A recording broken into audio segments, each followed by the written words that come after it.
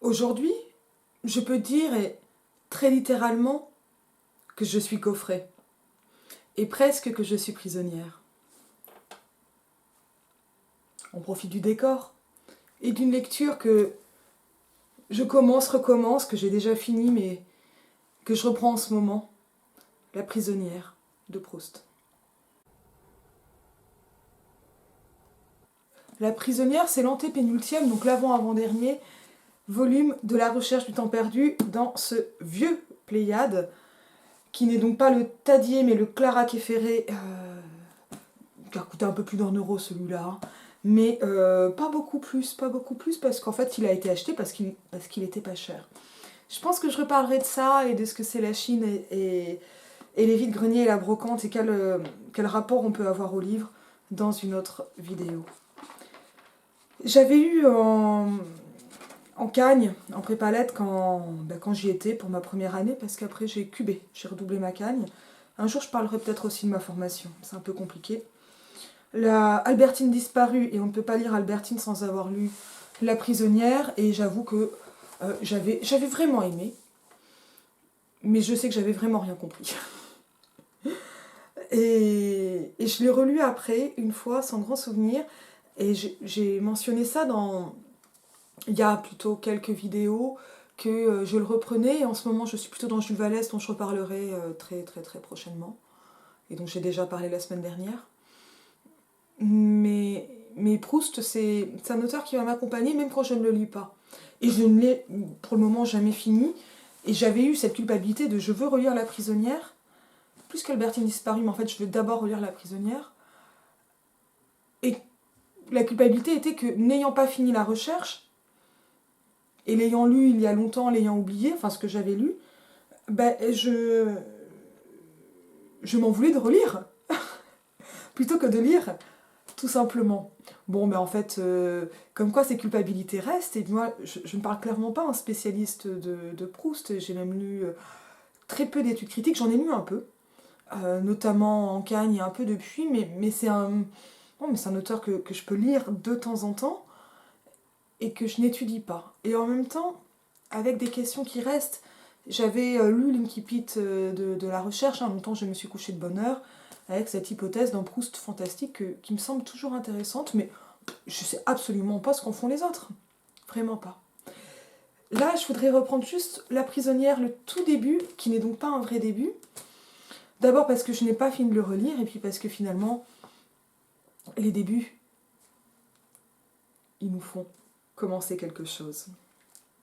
Alors, je l'ai déjà dit dans cette vidéo où je parlais des Pléiades, j'ai l'impression qu'il y a un découpage légèrement différent entre le Tadier et le Clara Quefferé, selon les éditions, mais je ne pense pas que ce découpage soit significatif pour le début des volumes, mais plutôt pour les séquences. Mais je ne possède pas le Tadier parce qu'il est trop cher. Et je n'en ai pas d'usage.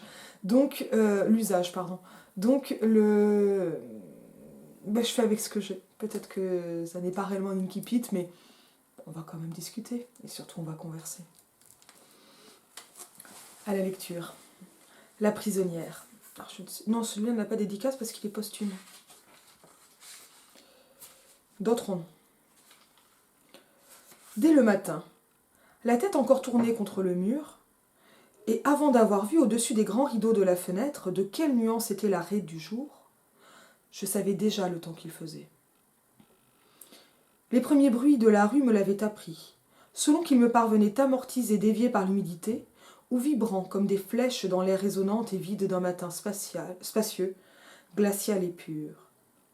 Dès le roulement du premier tramway, j'avais entendu s'il était morfondu dans la pluie ou en partance pour l'azur. Et peut-être ces bruits avaient-ils été...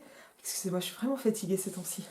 Avaient-ils été devancés eux-mêmes par quelque émanation plus rapide et plus pénétrante qui, glissée au travers de mon sommeil, y répandait une tristesse annonciatrice de la neige, où il faisait entonner à certains petits personnages intermittents de si nombreux cantiques à la gloire du soleil, que ceux-ci finissaient par amener pour moi, qui encore endormi commençais à sourire et dont les paupières closes se préparaient à être éblouies, un étourdissant réveil en musique.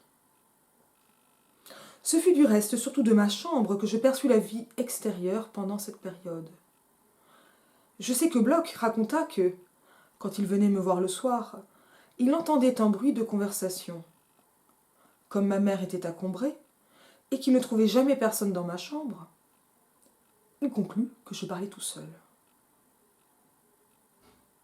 Quand, beaucoup plus tard, il apprit qu'Albertine habitait alors avec moi, comprenant que je l'avais cachée à tout le monde, il déclara qu'il voyait enfin la raison pour laquelle, à cette époque de ma vie, je ne voulais jamais sortir. Il se trompa. Il était d'ailleurs fort excusable, car la réalité, même si elle est nécessaire, n'est pas complètement prévisible. Ceux qui apprennent sur la vie d'un autre quelques détails exacts et tirent aussitôt des conséquences qui ne le sont pas, et voient dans le fait nouvellement découvert l'explication de choses qui, précisément, n'ont aucun rapport avec lui.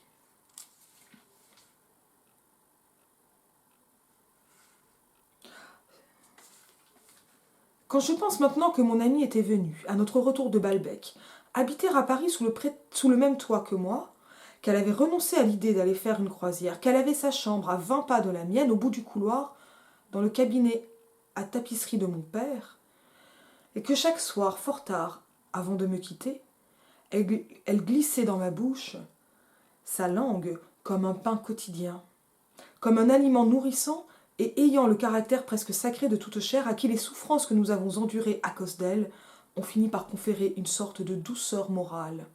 Ce que j'évoque aussitôt par comparaison, ce n'est pas la nuit que le capitaine de Borodino me permit de passer au quartier par une faveur qui ne guérissait en somme qu'un malaise éphémère, mais celle où mon père envoya maman dormir dans le petit lit à côté du mien. Tant la vie, si elle doit une fois de plus nous délivrer, contre toute prévision, de souffrances qui paraissent inévitables, le fait dans des conditions différentes, opposées parfois, jusqu'au point qu'il y a presque un sacrilège apparent à constater l'identité de la grâce octroyée. Et je n'ai absolument pas préparé, donc je n'ai pas lu les notes. Alors, donc là, c'est pour expliquer l'histoire du manuscrit. Comparaison des titres. Oh, quelles sont donc ces notes? Et donc, on a des questions donc de génétique. La génétique, c'est la genèse du texte, l'histoire de l'établissement de ce texte par l'auteur et ensuite par des éditeurs, comme c'est quand même souvent le cas dans ce genre de texte, c'est-à-dire posthume ici, avec donc différentes versions, c'est-à-dire des concurrences. Et après, on passe à Albertine. Je n'ai envie de lire que cela avec vous aujourd'hui, pour dimanche, puisque nous ne sommes pas dimanche, pas encore, mais vivement dimanche, et de le reprendre un peu, pas à pas, ligne à ligne, et cela en référence à un autre incipit, évidemment le plus célèbre, celui du grand début, longtemps je me suis couchée de bonne heure, et en réouvrant La prisonnière, j'ai eu cette idée quand même un peu folle que finalement, l'un répondait à l'autre, en ce qu'il s'agit ici d'un éveil, et qu'il s'agissait d'un assoupissement. Et on a d'ailleurs bien une allusion au premier incipit. Qu'est-ce qui va encore dans ce sens? Bon, alors j'ai vérifié sur Wikisource, mais là encore, sont-ce les versions finales? En n'étant pas spécialiste, je n'en sais rien, mais ce sont, me semble-t-il, bien les deux seuls cas, enfin les deux seuls incipits en rapport aussi étroit avec le sommeil et l'éveil. On peut noter comment au longtemps répond ici un dès le matin, qui met le narrateur dans une habitude nouvelle. Cela part donc des formes itératives par les imparfaits. Je savais déjà le temps qu'il faisait. Dès le matin, hop. Et en fait, c'est étonnant comment longtemps je me suis couchée de bonne heure, donc qui nous amène vers le soir, se retrouve ici repris par quelque chose qui est un début et auquel coïncide un début justement de journée par la matinée, qui va être une habitude, mais une habitude déjà donc, entamée grâce à l'imparfait, non pas une habitude qui se met en place. Ce n'est pas par un passé simple. Je commençais alors à prendre l'habitude de. C'est déjà l'habitude en cours. Et c'est une habitude d'un savoir déjà là. Et tout comme dans le grand incipit, j'ai envie de dire, de la recherche, on a ces moments hypnagogiques. Donc les hypnagogies, ce sont les hallucinations hypnagogiques, ce sont les hallucinations que l'on a juste avant de dormir. Je ne sais pas d'ailleurs si c'est comme pour le mot crépuscule, si ça marche aussi pour l'éveil. Il faudra que je vérifie ça dans le dictionnaire. Mais on a donc l'attitude du corps dans le lit et un savoir avant même que l'éveil soit complet. Et un savoir qui est répété, et donc c'est aussi l'habitude qui permet d'avoir ce savoir, et un savoir qui va passer donc par la perception des impressions comme des connaissances. Donc dès le matin, la tête encore tournée contre le mur, et donc ne voyant pas. Et avant d'avoir vu au-dessus des grands rideaux de la fenêtre de quelle nuance était la raie du jour, donc c'est un savoir d'avant la vue. Ce n'est pas l'intuition, c'est plus l'impression. Et une impression renforcée par l'habitude. Je pense que c'est important, parce que ça veut dire que ça inscrit l'impression dans cette temporalité journalière, on a presque envie de dire saisonnière avec ce cycle, mais aussi donc celle de l'habitude, donc qui est quand même une durée assez longue, dans laquelle le narrateur est déjà installé au début du roman, mais dans laquelle il va également s'installer d'autant plus par cet amour si particulier qu'il ressent ou par les conséquences que cet amour a sur lui. Et s'agit-il toujours d'amour? Ça, c'est une autre question.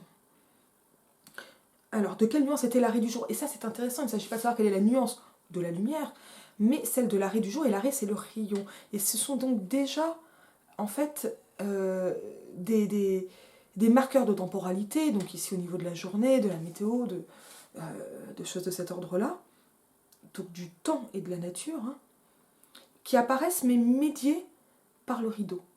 Parce que ce qui va faire qu'il n'y a qu'une raie, c'est bien qu'il y a un rideau qui occulte le jour. Et donc ce n'est que par un effet indirect que le jour est perçu par le narrateur, alors même qu'il n'a pas encore ouvert les yeux, ou du moins pas encore vu. Je savais déjà le temps qu'il faisait. Et finalement, peut-être que cette saisonnalité deviendra aussi dit quelque chose déjà de cette saisonnalité amoureuse. Quelque chose qui est topique à rapprocher, par exemple, à Reverdy, le printemps de l'amour, c'est vraiment, le grand modèle, c'est le roman de la rose pour cela, et d'autres romans médiévaux, toute la poésie amoureuse du XVIe siècle, etc., etc. Mais évidemment, ici, on n'est plus dans ces modèles traditionnels. Les premiers bruits de la rue me l'avaient appris. Alors les premiers bruits, s'agit-il des premiers bruits qui ont eu lieu dans la rue ou des premiers bruits qu'il a pu percevoir? Là, on a une ambiguïté. Me l'avait appris parce qu'on a un savoir qui va passer directement de ses perceptions du monde au narrateur. Ça, c'est très bien repris et amplifié par Benjamin d'Enfance berlinoise quand il a des phrases où la ville prend soin de l'enfant, en fait. Et bien sûr, c'est un raccourci logique et esthétique et très frappant pour expliquer comment l'enfant perçoit la ville et se sent choyé par elle. Donc, les premiers bruits de la rue me l'avaient appris, selon qu'ils me parvenaient amortisés, déviés par l'humidité ou vibrants comme des flèches dans les résonnantes et vides d'un matin spatial, glacial et pur. Et là, on retrouve l'indirect de la lumière. On retrouve aussi les signes par lesquels le voyageur percevait, le narrateur imaginait un voyageur et le train au loin. Et le voyageur se repérant par rapport à des bruits indirects, toujours des bruits ou des signes qu'il s'agit donc de décoder, et donc avec en plus cette concrétisation de ces impressions par ces figures de rayonnement. Le ray de lumière est amorti, dévié, vibrant, comme des flèches. Et là, alors bon, je suis fille d'ingénieur, hein, donc je vois des vecteurs. Mais si on n'a pas fait beaucoup de maths, on voit vraiment comme ça les rays. Ce qu'on appelle les rayons, ou comme la pluie qui peut faire ses rayons, et comment finalement le bruit lui-même devient ce rayon. Évidemment, d'un point de vue physique, le bruit est une onde. Donc on peut signifier comme ça la trajectoire du bruit. Mais on est ici aussi dans un univers qui est vivant, ou du moins animé. l'air, donc l'espace, là, ça c'est très très proche du premier incipit, résonante et vide. On peut noter qu'ici on n'a pas des participes passés mais des adjectifs verbaux puisque c'est accordé. Et en même temps, ça va donner à cet espace une force d'action, résonante et en même temps vide. D'un matin spacieux, avec un effet comme ça d'hypalage, où la matinée devient caractérisée par l'espace, qui est en fait caractérisé par le temps, qui va le transformer, et qui ramène donc à cette phénoménologie, à ces impressions, ces perceptions qui font entrer le narrateur dans sa journée. Glacial et pur, dès le roulement du premier tramway, et donc là on est plutôt sur du bruit, voilà, qui va être saisonnier, mais de la saisonnalité de la ville, le départ des tramways, j'avais entendu s'il était morfondu dans la pluie ou en partance pour l'azur. Morfondu, c'est moral, c'est du sentiment dans la pluie, et donc finalement on a encore cet effet d'animation, de personnification par l'adjectif, enfin ici le participe passé, morfondu, mais qui est aussi un adjectif en fait. Dans la pluie ou en partance pour l'azur, évidemment que là, la poéticité des termes, partance c'est archaïque, c'est poétique, azur c'est très poétique, vont permettre un effet de balancement particulièrement, me semble-t-il, marquant. Et peut-être ces bruits avaient-ils été devancés eux-mêmes par quelque émanation plus rapide et plus pénétrante qui, glissée au travers de mon sommeil, toujours ces mouvements des flèches, y répandait une tristesse annonciatrice de la neige, où il faisait entonner à certains petits personnages intermittents de si nombreux cantiques à la gloire du soleil, que ceux-ci finissaient par ramener pour moi, qui encore endormi, pour m'en rester là. Ces bruits ont eux-mêmes été précédés par des émanations plus rapides, c'est-à-dire en fait aussi plus furtives. Ces émanations, en fait, ce sont comme des sous-bruits. Sous-bruits parce que non perçus. Parce qu'en fait, le bruit ici, en fait, on est dans un monde dans lequel l'arbre qui tombe dans la forêt vide, ou du moins dans laquelle il n'y a personne, ne fait pas de bruit s'il n'y a personne pour l'entendre. Et néanmoins, il ne reste quelqu'un. Un narrateur, mais endormi. Il se passe quoi quand on dort et qu'on entend quelque chose? Donc des émanations plus rapides et plus pénétrantes, donc glissées au travers de mon sommeil, toujours par ces effets de flèches. Et donc cette vie comme ça, marquée par non seulement le temps évidemment, mais et le temps, temporalité, mais aussi météorologique, mais aussi par donc l'espace, y répandait une tristesse annonciatrice de la neige. Et là, en fait, c'est le sentiment du narrateur qui lui permet de se faire baromètre et de prévoir donc cette neige, non pas par là des signes météorologiques ou par exemple quelque chose qui serait plus étouffé, plus boité. C'est comme cela, soit en fait on parle de la neige, t'es pas par exemple dans la neige qui étouffe les bruits, on l'a chez Virginia Woolf, mais ici par la tristesse ressentie. Et en fait, on est vraiment dans quelque chose de l'ordre de la connaissance du troisième type de Spinoza. On n'a pas conscience, mais on a un diagnostic, et ce diagnostic ici, il est sentimental, il est moral, il est directement dans ce qu'on ressent, ou dans ce que ressent le narrateur. Ce petit personnage parfaitement fantastique, et je renvoie encore au premier incipit, intermittent donc de si nombreux cantiques à la gloire du soleil, là vont annoncer, déjà par le rythme croissant avec un volume croissant, ça augmente. Ce personnage, on ne sait pas qui il est. Le certain petit personnage au singulier est une forme archaïque que l'on peut trouver notamment chez La Fontaine. Ça marque quelque chose d'un peu littéraire et en même temps ça permet de garder un indéfini tout en identifiant ce personnage par ses caractéristiques, donc personnage intermittent de si nombreux cantiques. Et j'ai perdu ma ligne, à la gloire du soleil. Que ceci, donc les bruits, finissaient par amener pour moi. Et donc, encore une fois, ce sont ces impressions ici, j'ai envie de dire fantastisées, mais ça n'existe pas, rendues fantastiques, parce qu'il s'agit de décrire quelque chose d'imperceptible, ou d'à peine, ou de semi-perceptible, ce que fera ensuite Nathalie Sarraute avec les tropismes. Donc ceci finissait par amener pour moi, qui, encore endormi, commençait à sourire, et dont les paupières closes se préparaient à être éblouies, parce qu'on le sait, le soleil ni la mort ne peuvent se regarder de face. Et en fait, finalement, l'émotion même du narrateur, son état psychique, apparaît par le sourire qu'il devine sur lui-même. Parce qu'il y a comme un décalage entre l'âme et le corps, entre la conscience et le visage. Donc il est encore endormi, et pourtant il peut nous le raconter, parce qu'on est bien dans ce moment d'entre-deux, et dont les paupières closes se préparent à être éblouies. On peut noter comment ce sont les paupières qui, elles, sont le sujet d'un verbe incoatif qui marque évidemment un commencement, commencer, bien sûr au passé simple, parce que l'action se met en branle puisqu'on entre dans le livre en s'éveillant. Et par la grande histoire d'amour.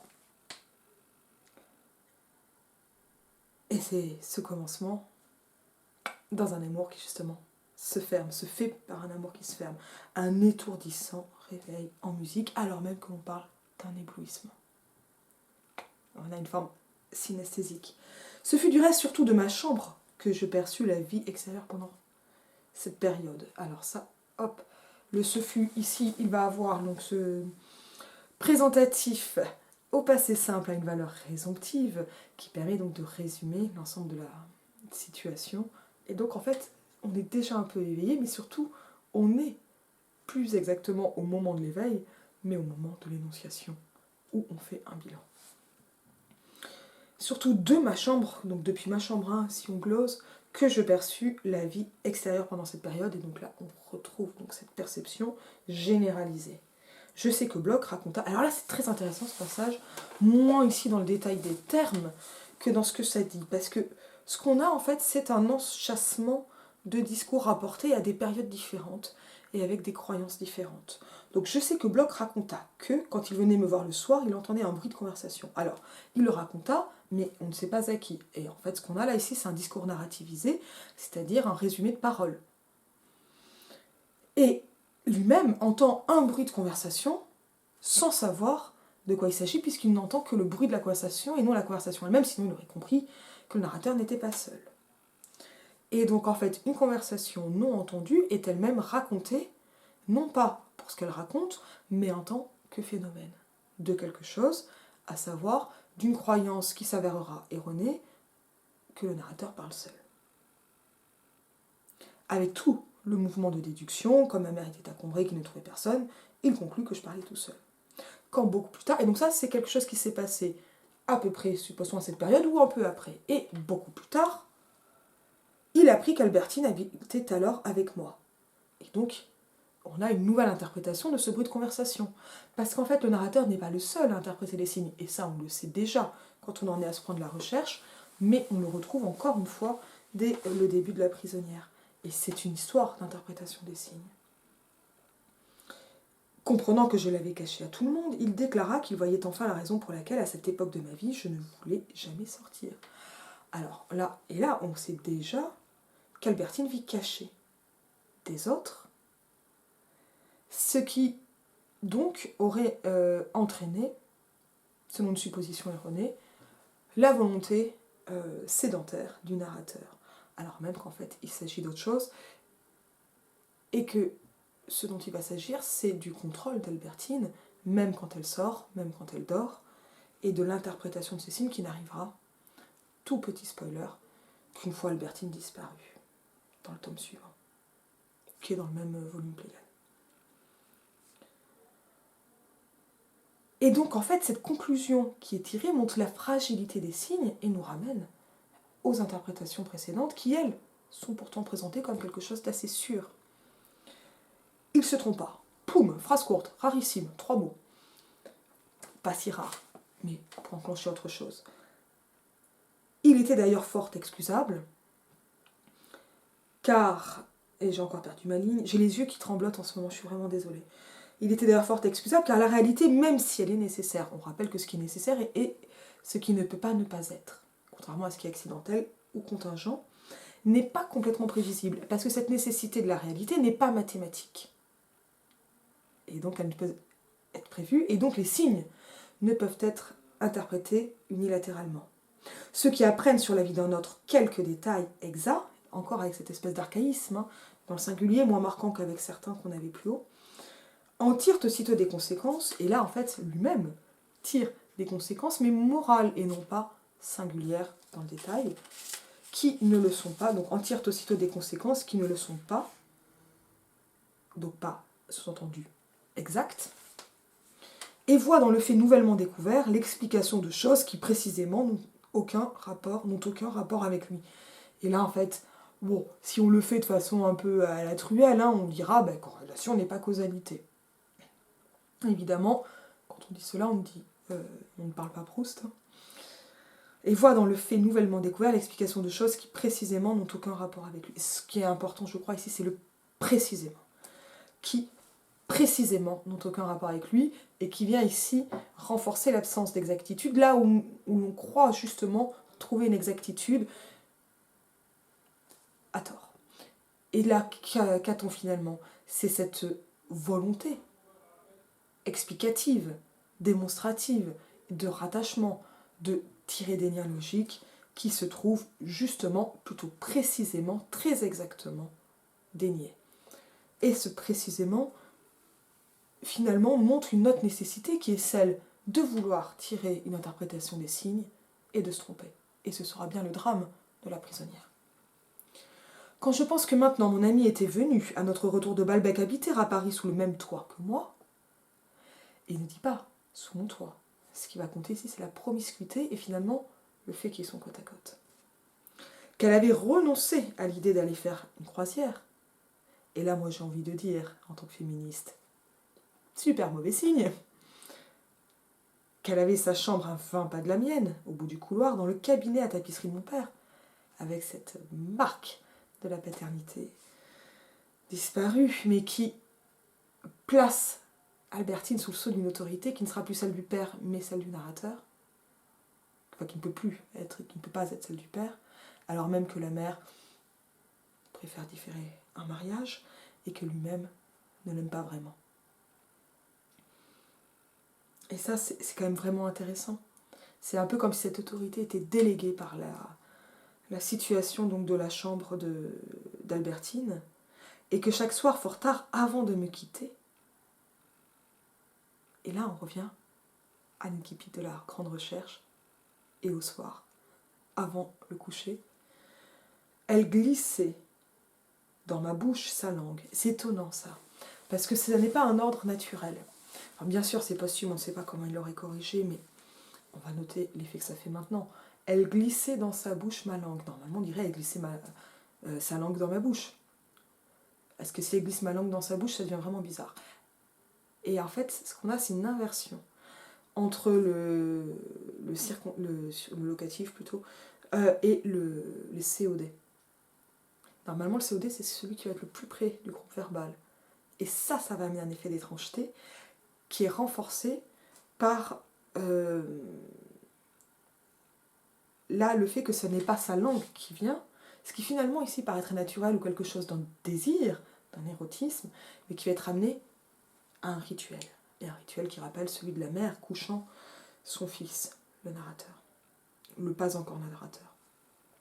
Elle glissait dans ma bouche sa langue, comme un pain quotidien, et là on est même au niveau, j'ai envie de dire, d'une sacralisation de quelque chose de religieux, proche de l'hostie, donc comme un aliment nourrissant et ayant le caractère presque sacré de toute chair, à qui les souffrances que nous avons endurées à cause d'elle ont fini par conférer une sorte de douceur morale.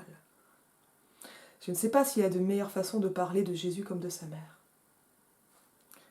La mère, en rôle figuré, je ne veux pas parler de vos mères à vous, je n'oserais pas. Alors, comme un pain quotidien, comme un aliment nourrissant. Donc là, on a un phénomène d'amplification qui vient préciser, mais aussi donner un volume qui donne l'impression quand même, là vous me direz si c'est une impression que vous partagez, mais d'une grosse langue, d'une langue qui enfle ou d'un rituel qui prend de plus en plus de place. Un aliment nourrissant et ayant, hop, un participe présent, et ayant, et hop, on va avoir tout le COD qui amplifie donc le deuxième groupe coordonné, le caractère presque sacré, parce qu'on n'y est pas exactement, puisqu'on est quand même dans un érotisme, de toute chair à qui les souffrances que nous avons endurées à cause d'elle ont fini par conférer une sorte de douceur morale. Alors, des souffrances que nous avons endurées à cause d'une chair ont fini par donner à cette chair une sorte de douceur morale. En fait, c'est l'inverse d'une mère. Et donc la chair pour laquelle nous avons souffert, nous la voyons maintenant avec une douceur morale, si je ne fais pas de contresens. Et cela la rend sacrée. Et cette chair, finalement, c'est une façon d'objectifier, de façon là, pour moi c'est un passage qui est fantastique, hein. Albertine, qui est donc ramenée à cette chair, un rituel et une langue qui glisse dans la bouche du narrateur. On dirait presque de la trophalaxie. Ce que j'évoque aussitôt par comparaison, on en avait déjà, mais cette fois on va en avoir une autre. Évoquer, on se rappelle, c'est un sens fort, c'est appeler les morts. Hein. Bon, il n'est pas en train d'appeler les morts, il appelle des souvenirs, mais c'est toujours quelque chose de psychopompe, hein, chez Proust. Ce n'est pas la nuit que le capitaine de Borodino me permit de passer au quartier, par une faveur qui ne guérissait en somme qu'un malaise éphémère. Une joie. Alors là, honnêtement, je vois plus de quel passage il s'agit, ou je ne le sais pas parce que je n'ai pas du tout de la recherche. Mais celle où ce n'est pas mais. Alors pourquoi dire ce n'est pas, pourquoi cette prétérition, enfin c'est pas exactement une prétérition, pourquoi cette épanorthose, cette correction? Parce que ça va préparer, ça permet, alors toujours ce phénomène d'amplification, hein, de volume croissant, mais aussi de précision croissante, qui pour le coup entérine bien l'inexactitude de bloc juste au-dessus. Mais celle où mon père, en voyant maman dormir dans le petit lit à côté du mien. Et on revient au début de la recherche, on l'avait senti, mais on est en plein dedans. Avec cette étrangeté monumentale de comparer la galoche d'Albertine au fait de dormir avec maman. Moi je suis pas psy, hein.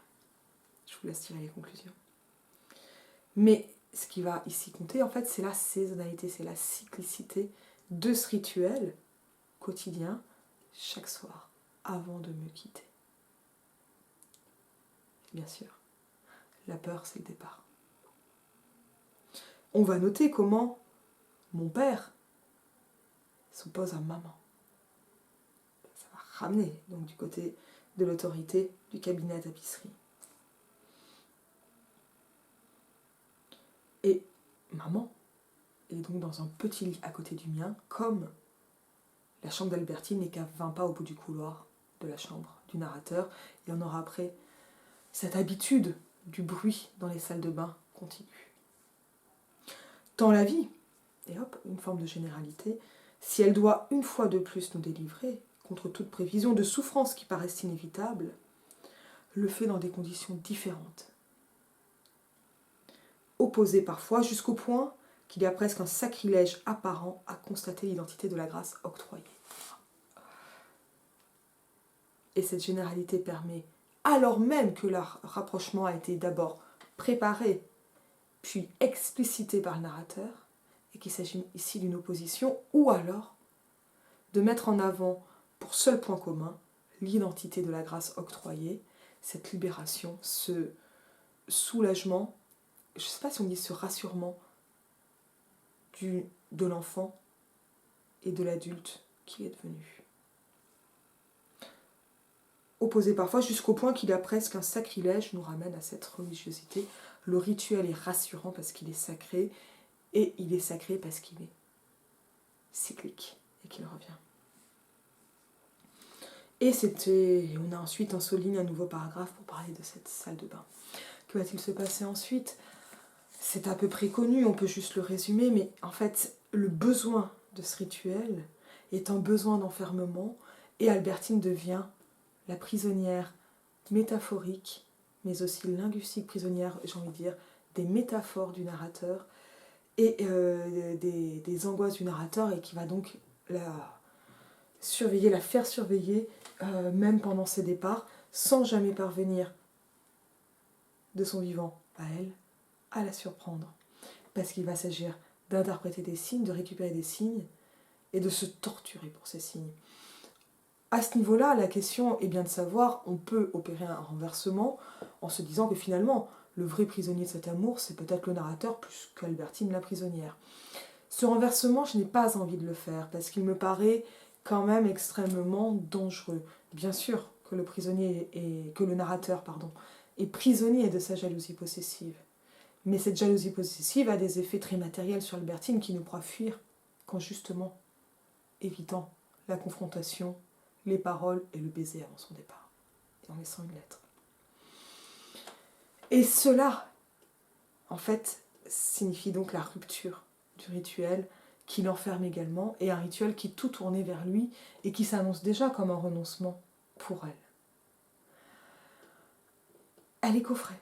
Et elle est coffrée, et elle sera coffrée dans...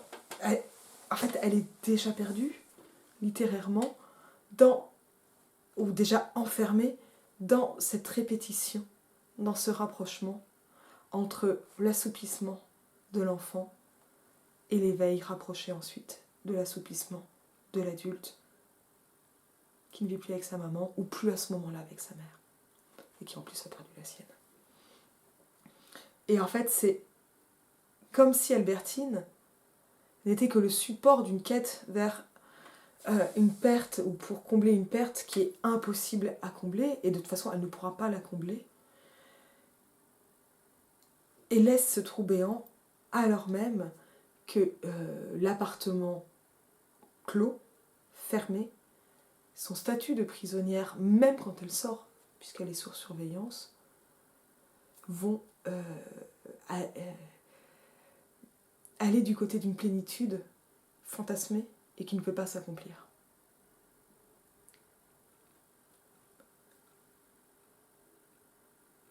C'est un très beau roman.